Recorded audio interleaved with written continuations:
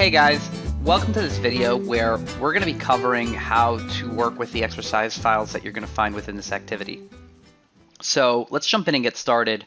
Currently I'm in my downloads folder, and if you've already downloaded the files in the activity, that you would navigate to there to find them, unless your computer is set up to take your downloads somewhere else, which is totally fine. But on my computer, my downloads go into my downloads folder, and here you can see I have my prop painting folder. Now, you guys have probably seen this zipper before. Now, if you haven't seen it that big, if you have medium icons on, it might look a little bit smaller. If you have small icons, you might not see it at all. If you're in details or lists, that would happen. If you ever want to change how any of this stuff looks up in Windows, just go to View here. You can kind of play around with these different views. But essentially what this zipper means is it is a zipped or a compressed folder, right? So the first thing we're going to need to do is extract those files. So let's just, when you click on a zip compressed folder in Windows, it shows you that. So just hit extract up here, and then right there you'll see extract all. It's going to give you an option as to where you want to extract it. I'm going to send it to my desktop actually. We're going to go there, I'm going to select folder, I'm just going to hit extract. Now, I could actually delete this if I wanted to right now, but I'm going to leave it in there in case I ever want to get back to the original files, and so I don't have to go back to the internet and re-download it. And then on my desktop, you'll see it created the prop painting folder right there. I'm going to move it over here into the middle just so we can look at it a little bit better. And this is what you guys are going to find within the prop painting folder, and it's essentially a Maya project folder. It has everything that you could use within different Maya scenes. And when you guys get to this, you guys are going to be deciding on one of these props that we have within here to work on. So that you guys are going to have different options that you will find in the scenes folder. You can see here, as of now, this is the list that we have, these different models. These are 3D models. If you navigate to the images folder, you'll get a little bit more information on those models, including what they might look like. So you'll have previews of different images in here. Let me actually go to my view and make these extra large icons so you guys can see this a little bit better. So you'll have a preview of the model, smooth shaded. You'll also notice that there are these colorful previews of the models. And those colorful previews are actually, I'm going to navigate back for a second. If you go to your source images, it is these textures applied to your models. And in fact, these textures are there to help you guys navigate the different materials and textures that your models will have. So let's navigate back to that images folder. And if we look within the images folder, again, for every model, you're going to have this gray shaded image. You'll have this colorful image. You will have, let me just double click on this really quick so you guys can kind of see it. These are the UVs for each of the models, so you'll see what those UVs look like. And then finally, you'll have a Photoshop file associated with the model. So let's do a couple of things. Let's actually open up this Axe Paint PSD file right now. We'll take a look at that really quick and see what's in there. And then the other thing that we are also going to open up after this is our Maya file. These are basically going to be the two main things that you're working within in this project. So first and foremost, let's take a look at this PSD really quick and see what's in here. You'll notice that the PSD is broken up into a folder here where the texture area is actually masked off for you guys. So if you were to come in here and try and paint outside of that texture area, you notice it won't work. That is already set up for you guys really nicely. Here you'll see that the material 3, material 2, and material 1 are blocked off. So you can actually use these, like we talked about before in the month, by holding control and selecting to help select those individual areas.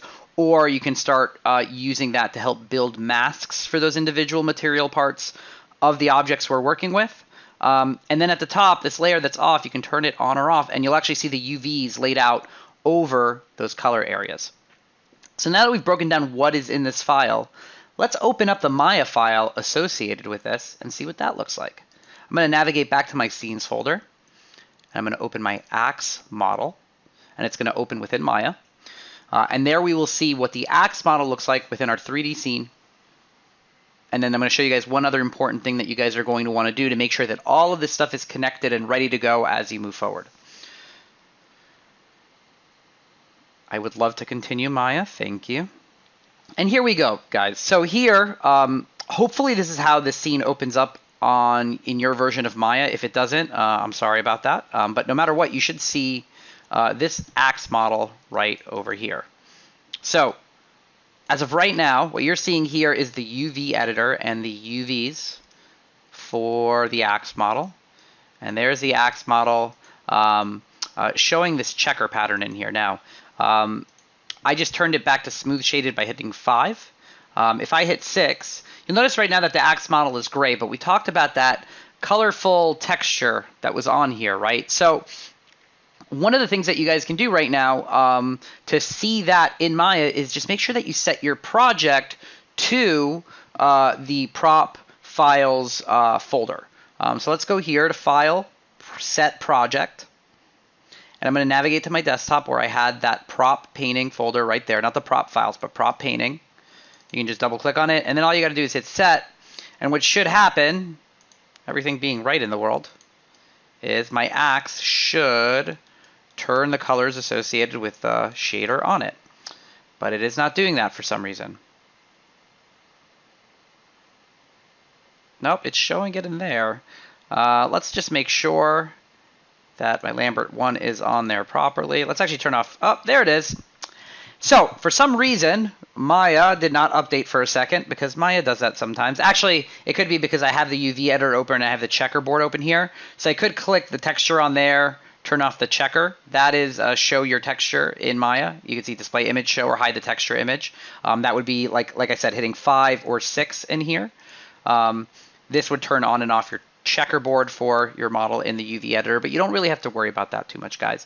As you can see here, I have that axe model with those individual areas colored out. And you can see I want to just open these kind of up at the same time so you can relate them to each other. Let's hopefully not break windows in doing this. And I'm going to make this window here a little bit larger. In fact, let's just turn off the outliner so we can see this a little bit better. So hopefully you guys are starting to get to an understanding of the fact that what I'm seeing here in my Photoshop window, right, the green area on the top, the blue area there, and then these red areas correspond to specific areas on this axe, whether it's the axe handle that would probably be made of metal, the red shaft of the axe that's probably made of a wood material, or this blue handle on the bottom that's probably going to be some sort of metal or leather wrap. I would probably go with some sort of leather wrap myself.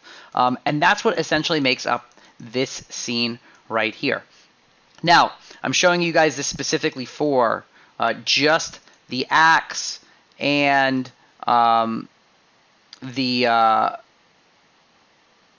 both of these for just the axe right now. But if you were to open up the same things for anything else in here, so for example, my broadsword paint right here, and if I were just to come up here and go to File, Open Scene, and then we can go to my broadsword, don't save, continue.